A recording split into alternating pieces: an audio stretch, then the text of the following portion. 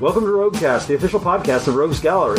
We'll talk comics for the week, as well as whatever news is on our pop cultural radar. I'm Randy. I'm Nick. This is Dave. And now, on with the show.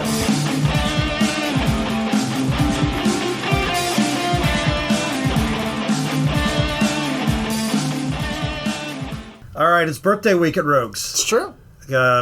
Nick just had his birthday. Yes. I'm about to have my birthday. Yeah. And Dave, it's Wolverine's birthday. It's Wolverine's birthday. Yes, we got him a snicked cake. Yes. I guess it is his birthday. I was joking, but it's his 400th anniversary or this something. week, so yeah. Maybe that's why it was in my head. Dave, we were talking about this. It's like, it's issue 400 of Wolverine, but it's also somehow issue 8. And we're like, next issue will somehow be issue 500, also issue 1. Yes. And we were saying that basically Marvel and DC should just start doing every issue as issue 1 and also some kind of anniversary issue. That's right. You just go and claim it. Numbers don't mean anything anymore. And Wolverine is actually like what? People know about this, I think, right? That there's at some point they started dropping the legacy numbers in like the 2000s. Yep. I think when the Ultimate Universe was originally introduced, like the one that came out in 2000 or 2001. I think number 1s became like really a draw again, and they started doing that with like just about everything. Yep. But then at some point they're like, if we add all these issues up that have come out since that relaunch, well then Spider-Man is on, issue 1000 or whatever. So we're going to go back to it. And sometimes they put the little grayed out legacy number or the grayed out regular number in it. And it has gotten to a ridiculous point. The problem is once you start messing with it, it's hard to go back. Right. Especially when you start combining series. Yeah. When you're like, Daredevil had 6 different series running, so if we put all of those together, we'll get to issue 300, and it's going to be a gangbuster. Yeah. And I'm like, whoa, your math is bad. Yeah, they forever broke comics numbering. Yeah. And I get the people who are like, well, let's just go back to the old numbers. It can't happen. It's never going to happen. Those numbers don't Those days exist are over. anymore. So just know that you're going to have 3 or 4 number 1s every year. Here's what happened. They'd go back to the old numbers, but then they'd be in like a slight sales slump, and they'd be like, sorry, number 1. Number 1 again. Then we'll do a 0 issue and a half issue. Yep.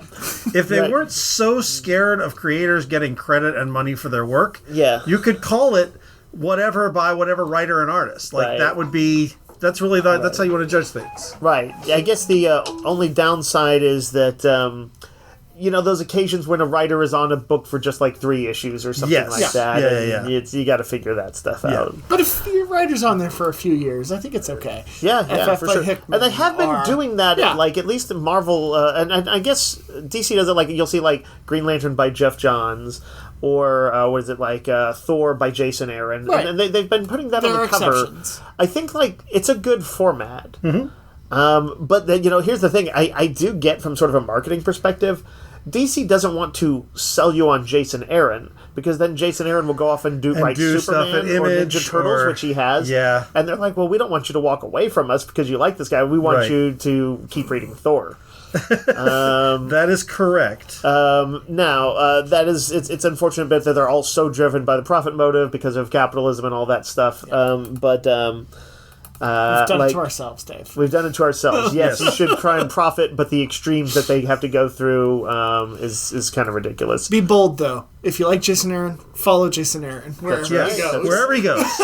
No, we are not encouraging you to stalk Jason Aaron. I want to be clear. Nick means follow his comics. Don't find him at a convention and follow him to the bathroom. Don't do that. Yeah, don't do that. I was not into his Thor run, but I have to admit, I have been following just about all the stuff he does lately. I liked everything from Batman Offworld to the TMNT thing. His weird Bug Wars is at least interesting. I'm really completely sold on it yet, but and then he had a Superman story I liked, and I forget what all else. But he did the Bizarro Superman story. Which we all. I mean, I guess they're just wrapping that up, right? The Superman's going to do G. Willow Wilson and the little 3-parters. That's a cool idea. It is a cool idea. And so did the Uncle Scrooge. And he did that Uncle Scrooge thing, yeah. Yep. Yeah, the G. Willow Wilson one got off to a good start. I think that has been one of the more successful experiments I've seen, which is give 3-issue arcs so they don't have to drag it out to known creators and just let them tell their tale. Don't worry too much about its place in continuity. Let them do something good. So yeah, more of that. Do the same thing, but do it with who'd be cool? Green Arrow. Yes. Yeah, it'll be fun. See if any one run in there, one little 3-issue arc sticks, and people are like, "Oh, I loved that one." And let's stop killing him. Stop killing him, for God's sake. And sending him to alien planets. let's not do that either. That was not that was a weird way. That was the launch of the new. That was a weird way to do it. Was. Yeah.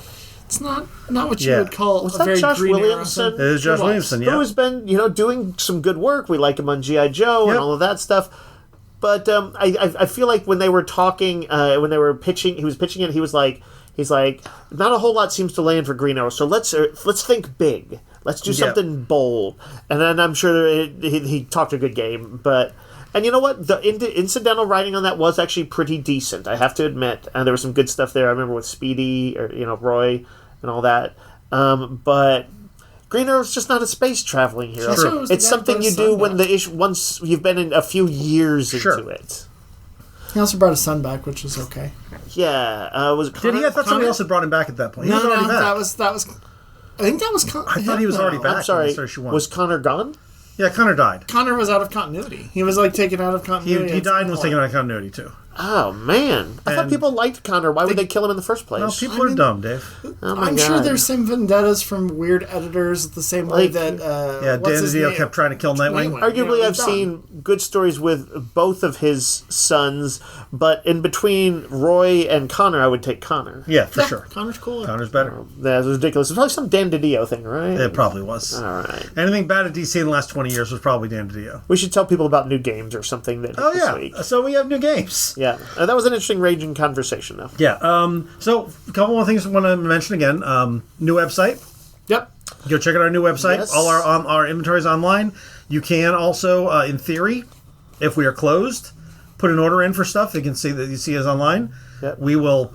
They can also do it if we're open. No. They can't? No, they can. For a minute, I thought you were serious. Differentiate. No. I was like, yeah. I'm saying they can't. No, they can. Absolutely, you can. Randy forbids it. But I forbid it. But yeah, no. You can go while the site is up, which is all the time, and you can order stuff. We try to keep our inventory accurate. You can never be sure, and that is why currently it's set to you still have to come in store and pay. So basically, what you're doing is we're doing a reserve. Right. But we've had a few people do it. Yep. It's worked out. Somewhat. We're still working. We're making sure we try to catch it every day, get on top of it, that kind of thing. So if you put an order in, you don't hear right away. Just give us a minute. Do it. Remind me. I know this is inside baseball, but do we get an email when they? We get an email. Yes. Okay. I think we've done all right. I think we've done good. Yeah. Anyway, we've done two orders so far. Yeah. Test us, people. Test us. Don't test us too hard though. No, test us very hard. But anyway, everyone do it. And also, as with our comic book, our single issue inventory, it will say stuff is sold out that isn't necessarily sold out. Yeah. And we're working on that, but that's not an easy thing to fix. Right. Somebody messaged me I think for that second one, or called because they had some question about whether it was going to be a little bit like maybe over a week before they could pick it up, and so he just messaged to see if that was okay. Eventually we'll probably have it where you can put a note in with your reserve, but little things like that. I was like, yeah, sure, we'll accommodate it. We got it done. Yep. And so we will do all our best to make it happen, and it seems to be working out so well. Yep. So far. Also, for Comic Book Day is about 3 weeks away, 2 weeks away, something like that. It's coming up. It is. So May 3rd, Saturday, May 3rd. Great joy. Yes. All right, games. So we got the new Kobold book, Campaign Builder, Dungeons and Ruins. Okay. Kobold Press does those D&D 5e books. Yeah. They previously had done one called... right, so this is Kobold Press, not a book about kobolds. No, Kobold Press. Gotcha. They had done a book called Campaign Builder, Castles and something else. Yeah. This was building buildings. Castles and towns, maybe something like that. Mm-hmm. This is Dungeons and Ruins, so building dungeons and that kind of stuff next to it. So this is stuff like ideas for DMs and probably some pre-generated concepts that you could plug in. There's a ton of tables and stuff. Yeah. I got to say, I know people who picked them up and they've all been pretty happy with the Kobold stuff. And you don't have to play a Kobold in it. You don't have to play Kobold. We got new HeroScape, new BattleTech. Mm-hmm. We're always getting that stuff. Yep. We got a game called Mythwind, which is a big Kickstarter game. It's a co-op game, like a fantasy co-op game. Okay. And we got the Kickstarter extras. So it's a 1 to 4 player. There's a 5-player expansion. There's miniatures. There's little bonus things. So if you want to get on Mythwind, you can jump on it. We also just the regular game. Nice. that BattleTech stuff you mentioned. Yep. Is it out yet? The one that's the blind boxes. That's tomorrow. That's tomorrow. Okay. Yeah. As people hear this, it's out. It's out. Yeah. But those were exciting and kind of went quick before. But it's cool that BattleTech continues to find its audience. Yeah. And there's support for it, and new stuff coming out. I feel like if you got into it right now, you might have to check some Discord servers and things like that. But I think you'd be able to find some folks to game with. Yep. We got a game called Bomb Busters, which I talked about because I played it at Dice Tower West. Yeah. For a reminder, it's a co-op 4-player game where you're trying to guess numbers and defuse bombs, and it has it's almost a campaign mode. There's 70 different scenarios that you play, so it's got a lot of play in it. That's pretty cool. Who are you going to call? Bomb Busters. Yeah. We got My Little Pony Festival of Lanterns, which I thought was an expansion for the deck building game, but Nick points out is a reskin of the Lanterns game, which is actually a really good game. Right. Okay. But it's with ponies. Okay. I mean, it's a good game, and this is the ponies are going to be a way to lead your pony-minded friends into the game. Yes, your pony-minded friends. Yes. And then we've got the new Catan. They gave us a refresh on Catan and its expansions, Cities and Knights, Seafarers, and lowered the price. What? Yeah. That's not this allowed. This never happens, especially with tariffs coming in. Now, oh my God. It's probably next time they reprint, they'll probably go up by $100. Get it while you freaking can. But yeah, they lowered the price on Catan, Seafarers, Knights, and the 5 6 Players expansions. Oh, wow. So they're still not down to where they were when we first started doing this 25 years ago. Give you the Seinfeld Elaine Bennis get out. But nice new packaging and probably some rules tweaks. Yeah. The classic game. Yeah, it is maybe the overall most. What would you say? It's got to be the most iconic kind of. Oh yeah, it's the board game. People talk about board games aren't Clue or Sorry anymore. Right. Like Catan is one they use. You call it gateway game is what I was kind of looking for. Yeah, for if you're trying to get out of that sort of the rut of American games like Monopoly, Scrabble, etc. This is one of the biggest ones ever. This is the gateway drug game. It's the gateway drug. I wasn't going to put it that way. It's the marijuana of games. That's right. You're both going to El Salvador. Probably. We got restocks, some big restocks on Restoration games. So that's Dark Tower and Crossbows and Catapults. Yep. We got a restock on Stonemaier. That is Wingspan, Wormspan, Finspan. Yep. Finspan, we got the little bonus packs that have the squishy fish eggs. I think we have all of Wingspan all the expansions. I think we're missing one. But we're solidly stocked. And then we got their games Apiary and Libertalia. So we've got that's a big end cap now. You can go see all that stuff. Nice. We also got stock on Canvas, which is the game where you're making paintings with overlapping pictures. Oh yeah. Got that back in. Azul Duel, Splendor Duel, and just in time for the season 2, we got Last of Us. Azul Duel. It's fun to say. Yeah. Last of Us is a restock. It's a co-op adventure game. Game. Okay. Yep. Cool. All right, let's talk about comics for the week. Okay. Let's start with the Summer of Superman special. Yeah, there's not a ton of number ones this week, but there's some notable ones, and this is pretty big because it's kind of a lead into the three big writers that are taking over the various Superman books. Yep. And it's obviously meant to kind of synergize with the movie coming up, all of that stuff. And Superman Day is this Saturday. We're not doing a big thing, but I don't know, we have a few giveaways. The first 25 people in the door will get free comics. Yep. What they sent us, we'll be trying to work with. So, Summer of Superman special. The writers that are part of this, this is a story that spans Superman's life, I guess, a little bit. Past, present, and future. Yeah, you see a kind of Legion-type future, and you see present-day Superman, and you see Superboy in Smallville. Which I didn't know that was still canon, but apparently it is. It definitely seems to be. And we've got writers Mark Waid on Superman, he's been Superman adjacent lately. Well, he wrote that Weekly Action Comics thing. Oh, that's right. But he was also been writing Superman, Batman. Yep. And, of course, he's a DC head since forever. But he is since Action Comics has been doing those 3-issue arcs that we talk about. Yep. Wade has been on a hiatus from it. He's coming back to do another ongoing run. But this is kind of a teaser of what he's going to be doing in his new book, which is going to be the adventures of Kent in Smallville. Yeah. Oh, that is what he's doing? Yeah, it's a little bit of all of these are a little bit of a tease, because the second one is written by Dan. The second part of this is Dan Slott. Right. He's the writer that's basically... He has written a few freelance things for DC over the years, but basically he's been a Marvel guy. Right. And people know him best for one of the longest runs on Spider-Man ever. He kind of wrote that era that was kind of after... He had the job of picking it up after Brand New Day, when they, Mephisto destroyed the marriage of Peter and MJ and made it forgotten and everything. And he didn't write that. He wrote some of it. He wrote some of it. Okay, but yeah, he was kind of like, I think somewhat under editorial edict. But he had to kind of pick up the pieces and rebuild after that with some other writers. Yeah. And they actually did a really good job, ultimately. Mm-hmm. And it would lead to him doing the Superior Spider-Man, which was an idea we thought was crazy and ended up being good.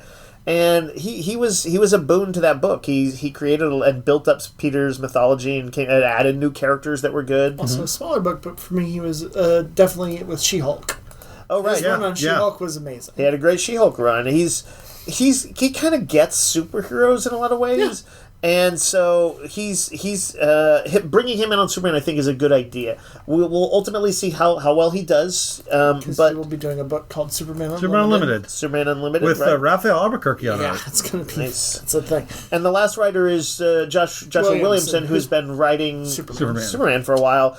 And I think in an interview I was skimming, he kind of suggested he's going to be doing the big Superman stuff, like the big budgety kind of ventures. Anyway, I quite liked this special, which also had really good artwork. Is it one artist throughout? No, it's or is it, I think it's Jorge Jimenez and different inkers. It is. Oh, okay. There's different finishers for just one of the chapters. And Dan Mora is doing the epilogue.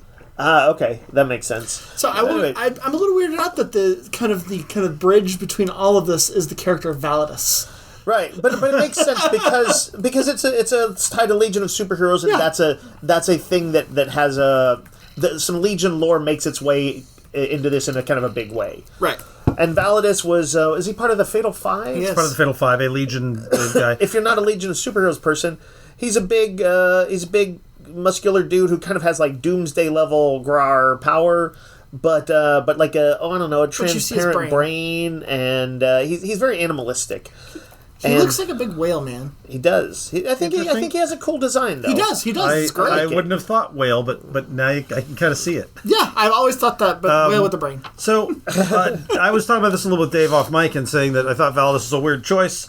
But he was correct that Validus is he's sort of a bruiser, he's got the power level, and he's got the time travel thing. Yeah. So he makes sense as a bad guy here. Right, and more sense when you kind of get to the end and see sort of what up. Yep. But so this first story is kind of a focus on young, I almost said Peter Parker, young Clark Kent, when he's... is he wanting to confess that he's Superman to Lana? To 16-year-old Lana, he is 16 years old, and he's going to tell her he's sure that this is the girl he's going to marry, and so he's going to tell her that he's Superman. Yep. There's an interesting thing that happens when first of all, there's a neat bit of lore that I think was invented for this. It was. About how Superman interacts with the Legion of Superheroes. Maybe I bet we could say it. It's not that big a deal. No, don't say it. Okay. It's a cool thing. It's a fun idea, though. It's a cool idea. It was my favorite bit from this entire issue. I thought it was a cool little... And he also... there's a neat thing where he kind of catches some glimpses of his future, and the way they handle that is really interesting. I just wanted to zero in on that. Let's see. In the present, there is a wedding being prepared for. Yep. And I think that's kind of in the promotions for this. We can say it's Lana Lang and John Irons, which I did not expect. But that's been happening. You know, that's been happening in the background for a while. Right? Yeah. It's not like out of nowhere. And she's into it, and he's into it. Everybody's kind of happy about it. But there's this sort of massive storm. And the Validus threat sort of plays a role in this one as well. And then, let's see. They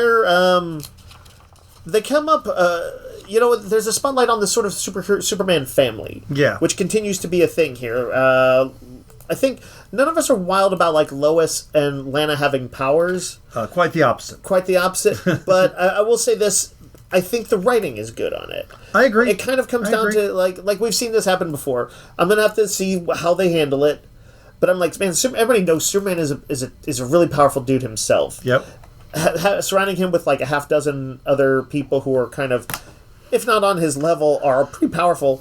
It's a lot. I like it in theory. I thought that was a good idea to give him like a Superman family, but yes, I think as we've seen in practice, Dave, and I agree with you on this, it's just like, it kind of feels like, well, what can't they handle? Right. Well, and I think the situational pieces are interesting because, yes, Superman's powerful, Lois is powerful, but Lois's powers are a little bit different. She doesn't know 100% how to use them. Right. So it's always kind of like yes and. And I kind of like that storytelling because it keeps things on their toes. They come up with people and things that you can't really like maybe fight head on. They have to think about things and band together, and they each have their own kind Grant of Morrison deal. pointed out that you can still tell all the sort of stories about human frailty and failings and things like that, even with a character that's very powerful. Yeah. That he like still fears rejection and everything, all the other things. And I liked the art and writing on all of these. I don't know like if it's like quite my ideal vision of Superman, but it's good, and I think it's an obvious pickup for anyone who kind of half thinks they might like Superman or like Superman and was like curious about it. This special has made me excited for the upcoming books. Yeah. Well, you know what it kind of reminds me of? This is sort of for the old school 90s people, because I feel like these guys are going to be working in particular good concert together. It reminds me of the S.H.I.E.L.D. era of Superman, where the books were actually tied in and the stories wove through them. Yeah. And I know they're not exactly doing that in this, but it seems like they're working closely. But I had to imagine that is kind of in their mind, because that is a known quantity. Sure. Yeah, but a good start. I think folks should try out this summer of Superman. The One World Under Doom this week. There's Superior Avengers, which basically Doom is creating his own Avengers team, and I don't want to give away the twist, but I was surprised. It's not just here's like Dark Avengers, where here's a bunch of characters who are put together in, and I will say it's not 100% Doom's team. It's not. It's a Doom's team. It's a Doom's team, which I thought was really cool. It's like all these One World Under Doom. I don't think you have to read this to follow the One World Under Doom story. But it's a story that's happening during this, and I thought it was a really interesting story having to do with Doom and his regular use of time travel. I kind of like some of the art in this. Yeah, it's good. It's a good first issue. This has a feel, for me at least, of old school Thunderbolts, like the 90s era. For sure.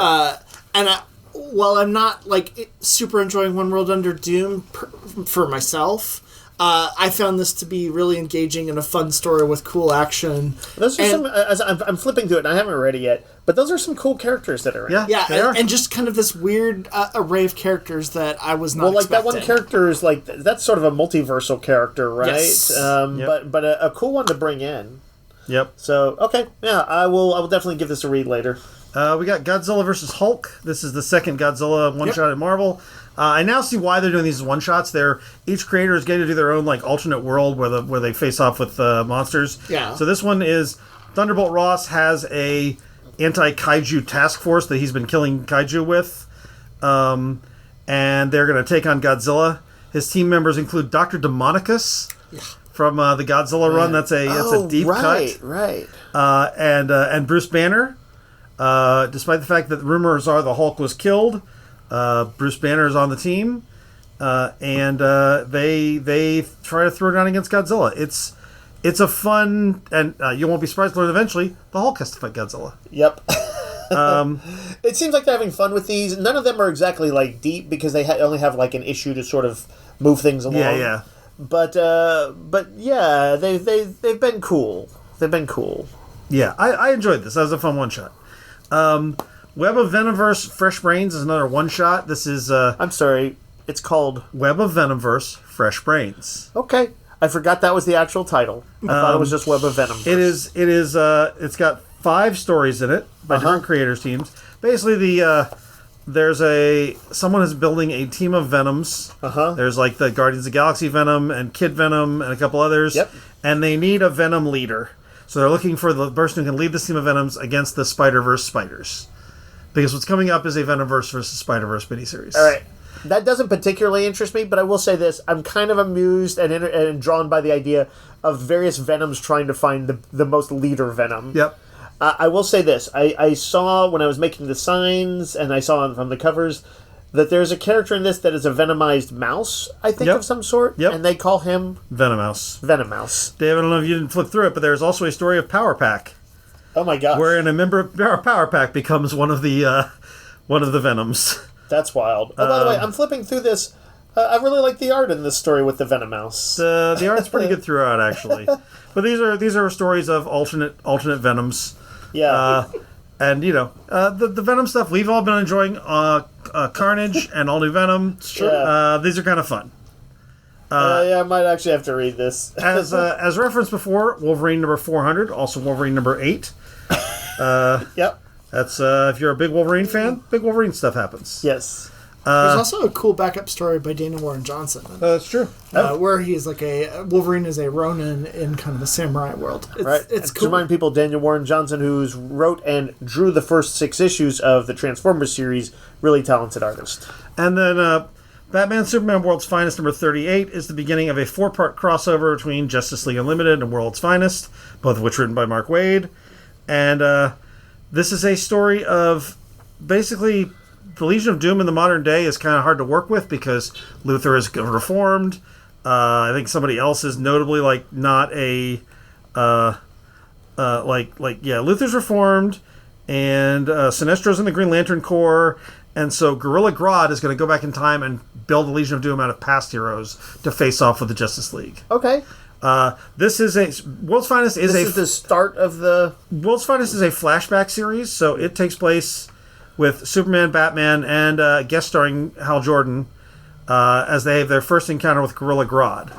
Okay, I'm into this. I wanna read this later. I should make a sign for that probably. Huh? Yes, this makes good use of a gorilla themed Superman foe. Yep, I know who that is. Yep. Well, at least I know one of them. And is a pretty fun Flash, Superman, Batman, Green Lantern tie-in. Also, it's kind of funny. Hal is flying test flying a plane for Bruce, and Clark is covering it as the press. Yeah, and he's talking to Bruce, and of course they both know secret identities. Yeah, and he's like, he's talking to him, and he's like, you got to be pretty confident to put this in the plane in the hands of Hal. And he's like, well, Hal's reckless, but if anything goes wrong, he'll do his Green Lantern thing to save the plane.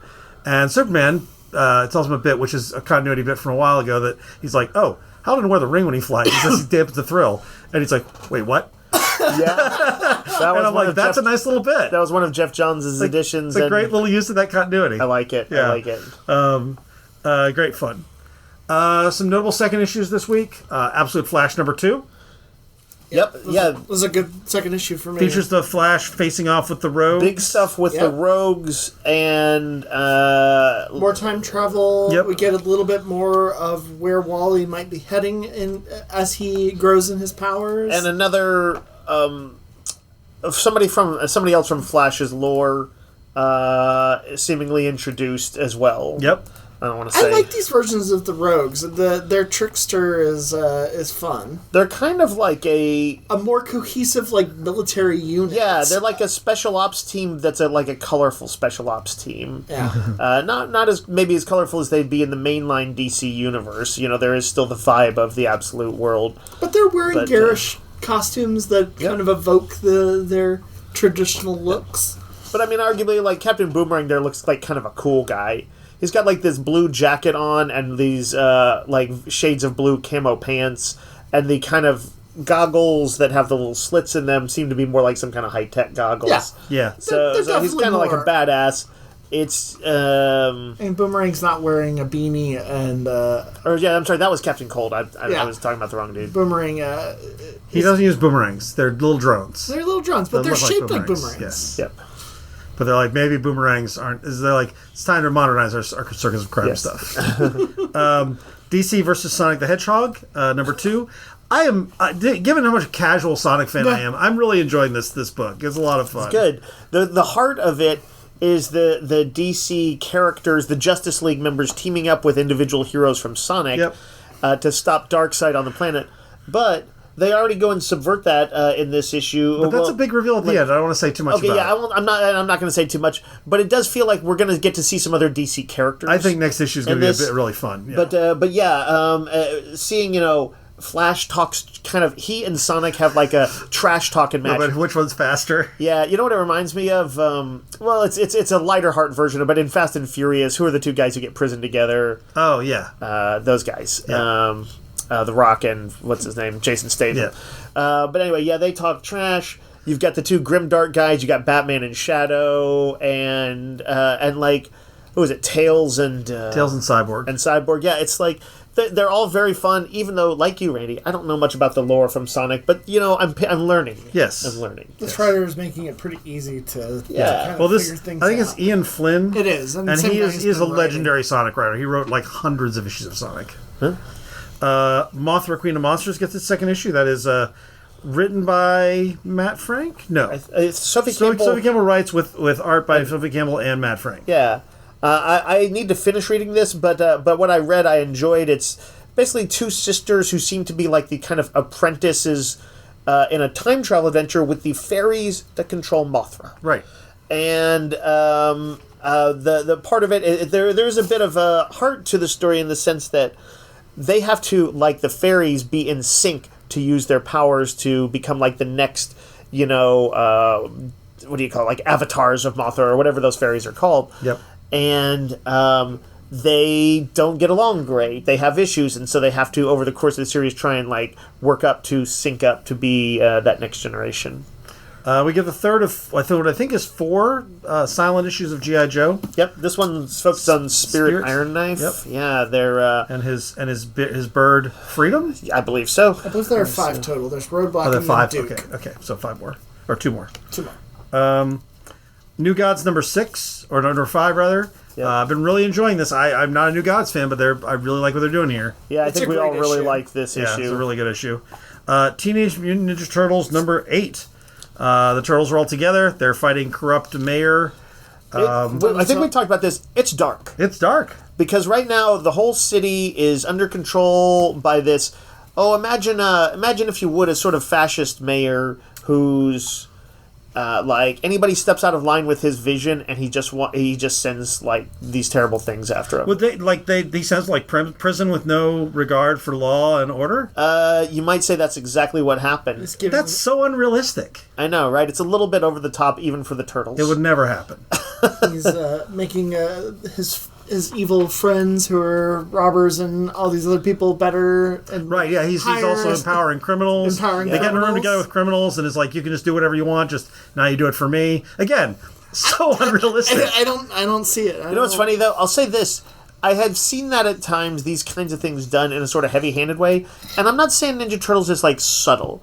But it's not, like, so overt that you're reading it and you're like, oh, I get it. You know, right. like I hate when the writing is so on the nose like that. I mean, Donatello's still talking. And also, to this was written like months and months ago. Yep. It just somehow seems to be predicting things. Yep. I mean, Donatello is still talking to a rat corpse. Yes. A rat corpse. Yep. But there is some really cool mysteries that seem to be right on the cusp of revealing about that. You get. I love the art on Bebop and Rocksteady in this. It was cool to see them. They look so cool. This is the first time we've seen them, right? I think so, at least since this relaunch. This is the first time we've seen this. It's a good introduction. It's really good, yeah. The weird visions that Donatello's been having, where he's been talking to a dead rat that he's convinced is Splinter, as kind of at the heart of some of what's going on right now, and there seems to be... and also how Leonardo is kind of dealing with things and trying to like get in the headspace to get the brothers back together. There's some cool character development, I think. There is. Along with, lots of fighting of foot ninjas. It's true. Detective Comics number 1096 ends Tom Taylor's first arc. Huh? It took me a while to warm up to this. I still don't like it as well as I like his Nightwing stuff, but I did really enjoy this. And the art by Mikkel Janin is fantastic. Janin is like one of the current greats. Yeah, and Tom Taylor does use Spoiler and Batgirl and the Robins, and he's doing still the Batman family in here. Yeah. I believe Nightwing does show up as well. He's good with that stuff. He does like to do the Batman family thing. Oh, no, I'm wrong. No Nightwing. But everybody else. Boo. Robin, Red Hood, the Signal. Nice. Yeah. Anyway, Tom Taylor has always played well with the toys in the sandbox and finds cool stuff for them to do. Anything else, y'all? I think that's actually it for me. Yeah. All right, we're going to take a break, and then we're going to talk about some trailers and some news.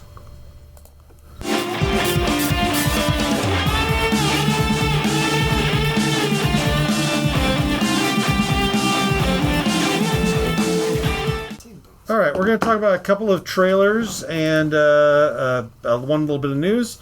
Let's start by talking about Eddington, which is the newest Ari Aster movie. Yep. We were just discussing that we don't really know what it's about. Right. So, real quick though, Ari Aster is the dude generally known for horror movies, right? He started Hereditary out and Midsommar, right? Midsommar, kind of like horror adjacent. I mean, yeah, they're horror movies. They're for horror. Sure. I mean, especially sometimes Hereditary. hear him in horror circles called elevated horror, just meaning he's got kind of bigger themes going on, and it's not about a slasher dude. Well, Hereditary is like horror. It's like dealing with demons and shit. Yeah. Midsommar's cults. Yeah, Midsommar's folk horror, like in the tradition of, or even ripping off a little bit of The Wicker Man. Yes. But he had a story to tell in it. And then he did Beau is Afraid, which is a diversion from his horror into a more kind of post-apocalyptic humor, which I didn't see yet. Which one was that? Beau is Afraid. Oh, right. I heard that was weird as shit. Yeah, I heard it was weird and kind of divisive, but I know some people who liked it too. Yeah, some people really liked it. I have not sat down with it, though. Yeah. This feels his like stuff does not appeal to me. This does not seem to be horror. This is like a small town. It did say something about there being murders. So. Well, yeah, it's like people against people. So maybe like horror adjacent. But it's a small town which seems to be divided over the COVID virus and panic and fears about that and what's the vaccine and all that stuff. A mayor and a sheriff, and the mayor I think is running for re-election is what I've read. And their conflict is kind of like. And who's playing the mayor? I believe it is it's Pedro Pascal. Pedro Pascal and Joaquin Phoenix is playing the sheriff. The sheriff, yeah. And I just before we went before we went on mic, saw this thing that may or may not be true, but it said that this actually was an idea that he had from earlier in his career, from even before he did Hereditary, and that he kind of reworked it after COVID to incorporate themes and elements from that. Yeah. But the trailer is a little bit weird, most unnerving for like kind of showing, small town people panicking and like, getting their guns ready for if somebody tries to come and vaccinate them or whatever. It's true. Which, it's not good. But I am curious to what his angle is. I don't know. Right. And I suppose it's good to have movies where you, to some degree, you don't know exactly what it's about. But we'll probably learn more as we get to like a second trailer and things like that. He's an interesting director. Yeah, he's going to be on my, even if it was just for Hereditary, he'd be on my to keep an eye on list always. You mean like the same way we were stalking Jason Aaron? Jason Aaron, exactly like Keeping that. an eye on Ari Aster. We're stalking Ari Aster, yeah. If your last name begins with A, we'll stalk you. Watch out.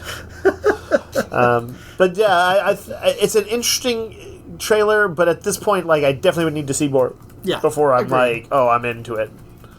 All right, we also saw the trailer for Life of Chuck. This was another teaser-ish trailer, more of a mood vibe trailer. Yeah. But this is interesting because it's based on a Stephen King novella.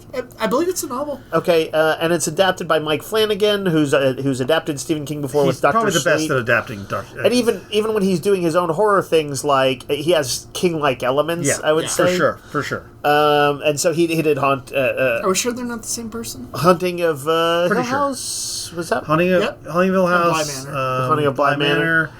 He also did Midnight Mass. Midnight Mass, and the one about the rich family. Fall of the House Chart. Fall of the House Chart. So he's had strong success with those. Also, the one with Gina that was the woman who's stuck in the cabin. Not Dolores Hush. No. It was also based on a Stephen King story. The woman who... Oh, yeah. I thought you were talking about the one with the stalker, which he also did He did do that. No, the other Stephen King one that was a really good... where she's like tied to the bed.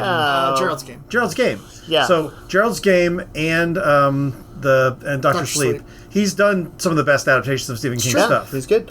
This one's interesting because this is one of those ones that when they're in the trailer they're like from Stephen King, the creator of, and they list off his stuff that's like might be horror adjacent, but is his non-horror stuff. So Stand By Me, Green Mile, Shawshank Redemption, yeah, and this seems like a kind of life-affirming sort of story about... What's it about? Kind of the imprint that we leave upon, like, the universe. So, but is there a weird sci-fi element? Like, does the kid remember all his memories as he goes on? Does time travel? They make it sound like... Somebody says something like, as you grow, your universe grows with you. Yeah. And it almost made me wonder, is like if this was some kind of story where, like, he's in, like, a created world, like an artificial reality of some sort. But it seems like there's gonna be. But yeah, like you said, like Nick, maybe like the ripples that people make on each other. And King is actually like, he's sometimes quite moving when he's like optimistic or like finds optimism in the darkness. Shawshank Redemption is maybe one of the most famous examples of that. Green Mile as well. And I couldn't glean enough from this to like kind of know whether I'm like automatically in, but I think I know I'll want to see it. It's just kind of a question of theater or home experience for me. So this was a novella, part of a novel called If It Bleeds. Okay. So, yeah, I mean, we don't quite know, but it is definitely kind of a made-up biography of this Charles, or Chuck. Who's playing him? Tom Hiddleston. Tom Hiddleston. And there look like there's flashbacks to him at least when he's a kid, but maybe at different ages throughout his life. I'll be curious. Am I correct? It's produced by Neon. Yes. So they're known for kind of the weird indie movies. Usually the bloody ones. Sometimes, but they also did, like, I saw the TV Glow. Oh, right. Which was not bloody at all. That was, a kind of a high concept, more of a and very mood sort of story. But yeah, I'm interested. I wonder if I should read the novella first. I'm a little disappointed because I wanted more horror stuff from him. Like even you wanted pop horror. Well, yeah, Doctor Sleep isn't horror, so I mean it's got horror elements. Right. But I describe it sometimes like as a dark fantasy. I want the supernatural elements. This seems a little bit. I don't want uplifting Stephen. Like I like Shawshank Redemption and Green Mile when I saw them one time, but I don't rewatch them. Whereas Doctor Sleep I've watched a couple times and really enjoyed. You need a ghost in it. I need a ghost in it. I'm sure it'll be good because Flanagan has not made a bad movie. I don't think. I've liked everything he's done. I remember thinking I was a little distracted in Oculus because I kept hearing Karen Gillan's accent kind of creeping out. I like Oculus, though. But Oculus is a good movie. Karen Gillan is in this movie, by the way. Yeah, she is. What? I'm not watching it. So is Mark Hamill. A few of his people have been in various things with him. So Yep. I like to see his regular players. Yeah. I'm not uninterested, but I was psyched to hear there was a new Mike Flanagan Stephen King collaboration, and I was like, oh, that's it. And you're like, oh, where's the some devil named Chuck? Exactly. I want the devil named Chuck. A monster named Chuck who comes to a small town.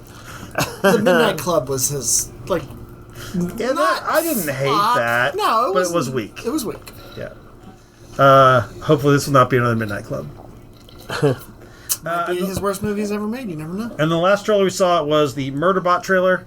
Nick, have you read any of these? I've read the first one. Okay, so I've read 2.5, I think. And you should explain. There's a novel series that this is called Murderbot. Called Murderbot.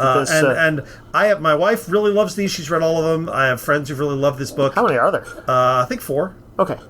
And they are very nervous about this adaptation. They're going to get it wrong. There's 7.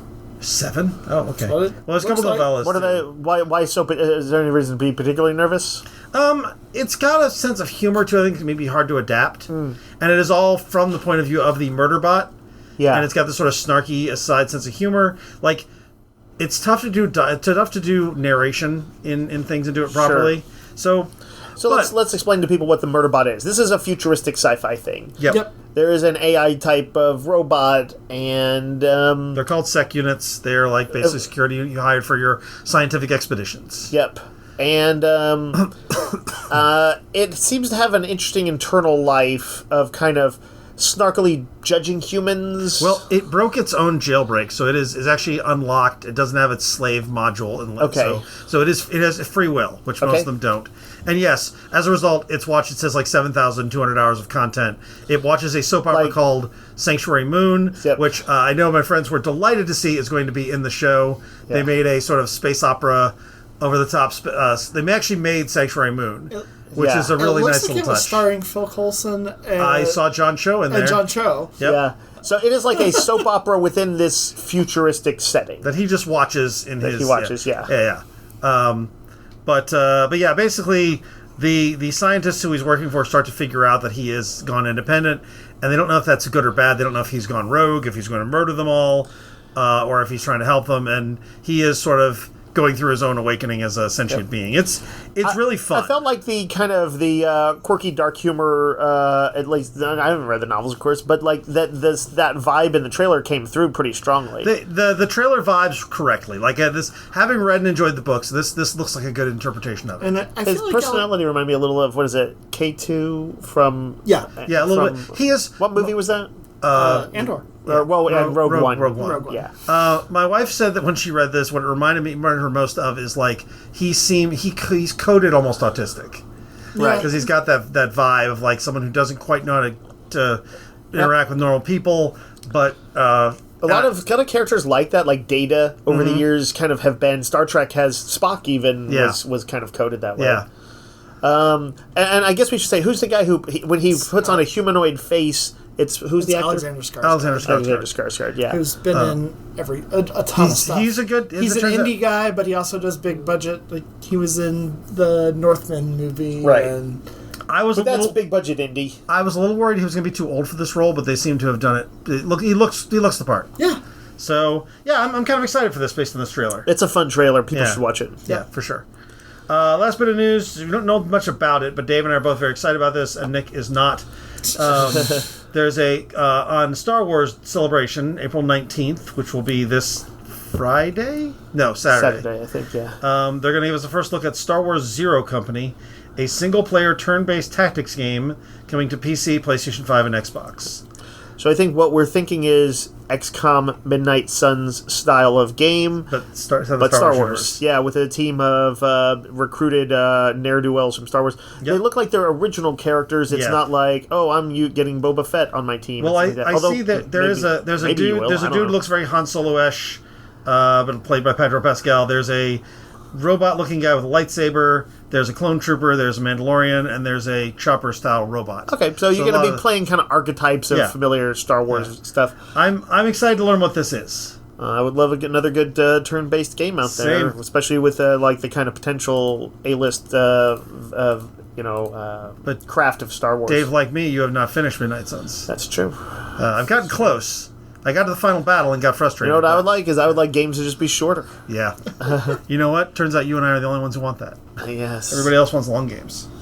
Yeah. Anyway, it looks fun. I'm excited for the announcement. All right, let's talk about some stuff we've been watching. Nick, you and I watched the premiere of Last of Us Season 2. Yep. I guess we should put up a spoiler warning. Spoilers for Season 2 of Last of Us. I have not played the game, so I don't know what all is coming. Right. Although I have not either. People are blabbermouths, and they really like to be clever about so I know something's going to happen to one of the characters, because people don't know what a spoiler is. And I'm really annoyed because I've been trying to stay away from it. I'm sure they're all like, the game was 5 years ago, right? Yeah, exactly right. But this I didn't actually say anything, but you did. Yes. Yeah, but this is picking up, 5 years later? 5 years later, yeah. After the events of the first season. Yep. It seems like Joel and Ellie they're in this compound that his brother has in Idaho? I think it's Idaho. Yeah, and they've been living, I want to say relatively normal lives. Yeah, for a post-apocalypse, like it's cold. It's cold. But they're like in this walled city and they have electricity. She has a boombox with tapes. Yeah. Like it seems like a relatively normal existence, except that they go out on patrols to kill zombies. Right. To kind of ward off the hordes that show up or randomly will appear.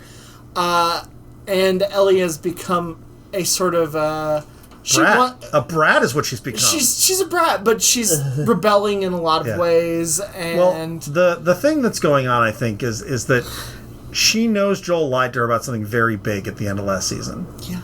Like, she doesn't know, but she can tell he's lying. And I don't think she actually knows what happened, right? No.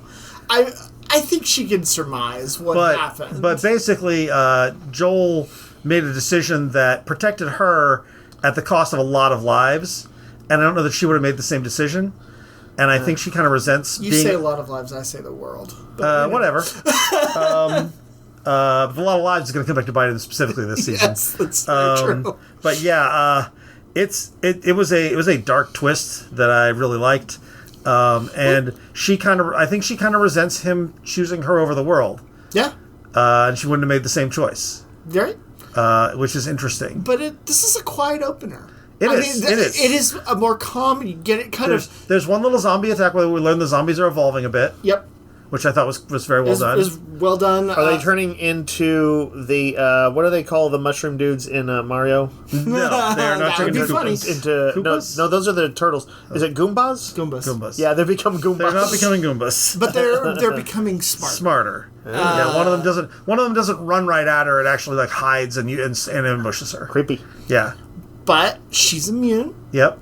People do not know this. No.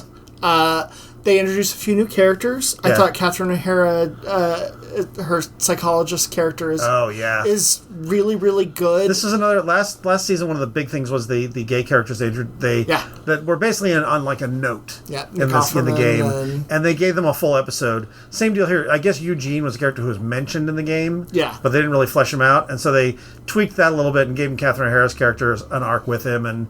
I'm interested in finding out more about what that means. I look at that and I'm like, this is the same person who was the lead in Schitt's Creek, right. just doing jokes. Completely and different. This is like Dead showing serious. her kind of like acting chops. Yep. She's great. Fold into this She's be a fantastic. You just folded in, Nick. Yep, I did that. You folded in. What are y'all quoting? It's Schitt's Creek. Oh, okay. I thought you'd gotten to that part by now. I don't know. Maybe I have, but I spread it out a little bit. Anyway, yeah, she's great. The new love interest for Ellie is really good. Yeah, I thought that was really well done. I feel like is the love interest a Goomba? No, this is not a Goomba. Okay. I feel like Pedro Pascal's Joel has changed slightly. I mean, he's opened up a little bit more. He's less cagey. Well, he's in therapy. He's in therapy, and good for him. Everyone needs to be in therapy. Yes, especially in the post-apocalypse. But it's an interesting location. Yeah. Like we get to see the world building, and Craig Mazin, the showrunner of this, is so good at doing that. I'm just kind of. I always tell, and I've said this before on the podcast, I can tell when a show gets my wife. Yeah. She puts her phone down and is like locked in. Yeah. And if that can happen, I know that they're doing something. This does that for me too. Like if I'm doing something else, I stop doing it and watch Last of Us. Yeah. Like I can't multitask like I can with other shows. It's like this weird human like sci-fi show. Yeah. I mean, it's taking its characters, but also seriously. from the like this season on Last of Us and the behind the scenes stuff they do, it is clear that we're going to have a much bigger story. Oh yeah. Well, I mean, they definitely tease what is coming for this town. Yeah. And Goombas. Yes. Not Goombas. Yes, totally. Dave, Goombas are coming. It's fine. Goombas are coming. I mean, it ends with a very big kind of like, oh, well, that's happening. Yeah.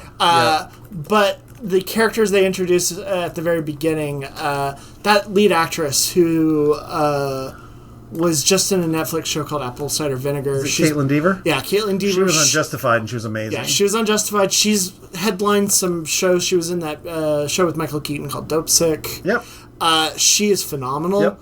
I think she was actually going to play Ellie originally, and then this woman, I cannot think of her name for the life of me. Belle something. Bella... I don't know. But I'm glad she wound up in the show anyways. Yeah. It seems like her character is going to be pretty pivotal. Yeah. I'm excited for the show. Sunday is always kind of like HBO has a anchor show, and this is definitely their big one. Yeah. We also watched the first 2 episodes of Lazarus, the new anime from Shinichiro Watanabe, I want to say. Shinichiro Watanabe, creator of Cowboy Bebop. And Samurai Champloo. The trailer for this was fun, like sort of like spy conspiracy adventures. Yes. The 2 episodes so far are not. They're kind of boring. Yeah, they have not been as exciting as I want them to be. Their character development is slow. Like I don't know who like characters are just yet. I haven't seen this. What's the setting? This is the one where the doctor created some kind of universal painkiller thing. that everybody, and it was actually also like a recreational drug, and everyone was addicted. Everyone got onto it because it was actually seemed like it was like a benefit. And then he disappeared, and then turned up and said, "Yeah, this drug's going to kill all of you in 3 years." So they're like on a timeline where they have to basically find. They want to him. find. They're looking for this doctor. And everyone's Is it in the present? It's sort of future, near future. Kind of near future. Yeah, and it's basically everyone's looking for this guy, trying to figure out a cure. The FBI, whatever, and then there's this rogue group led by some people. Some people. We don't know. They look like another company of some sort wanting to kind of step in. But they recruit a bunch of criminals that they're criminals. like, you get pardoned if you do this. Okay. We've got a guy who breaks out of prison a lot. Yep. It's kind of like that Ocean's 11 vibe. It is. I want it to be amped up a bit. I want all the characters to be better. These are all colorful characters, and they're not giving us anything. No. The action is good. The action's solid. It's actually the music is decent. It's the action not is choreographed by Craig Stahelski, who does all the John Wick stuff. That makes sense.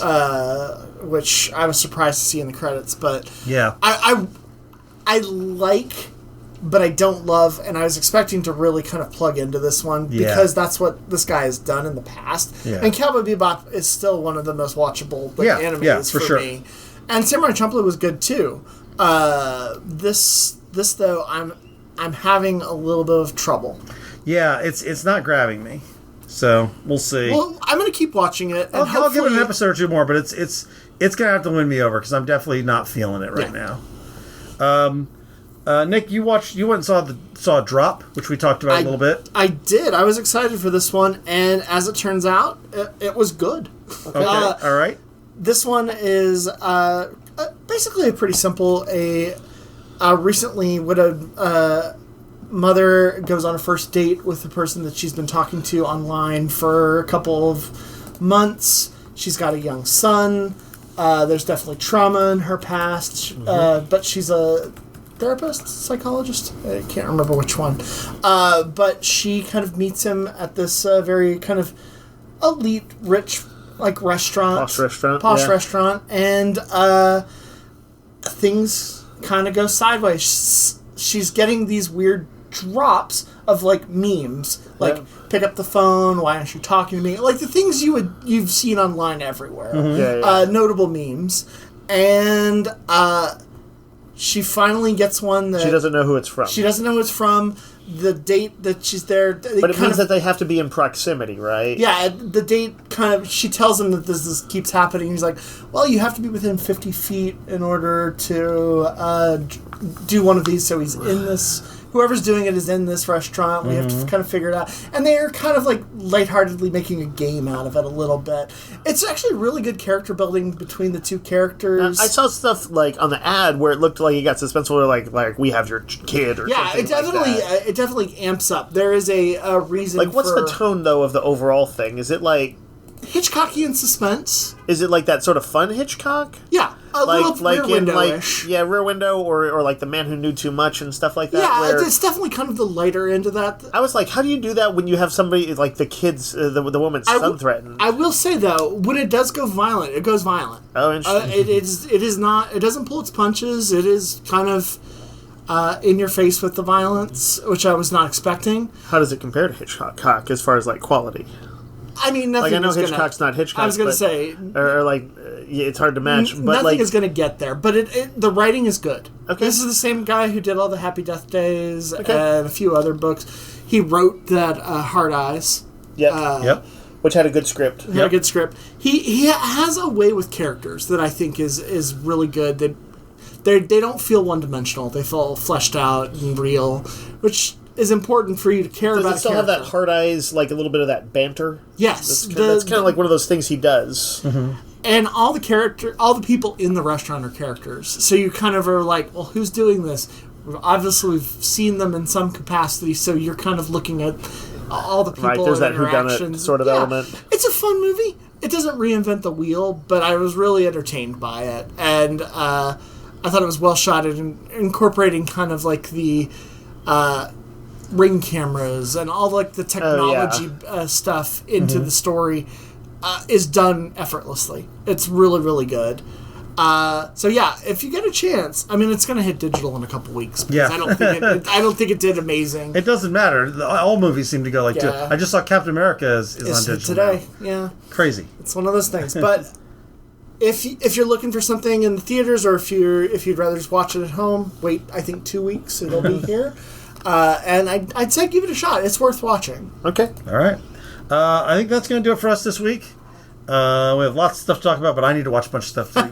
Nick watched a billion things. I've only seen like 2. I did. My wife's out of town, so I can watch whatever. That happens. Yeah. Did you watch The Bondsman at all? No, you told me it was bad. It is bad.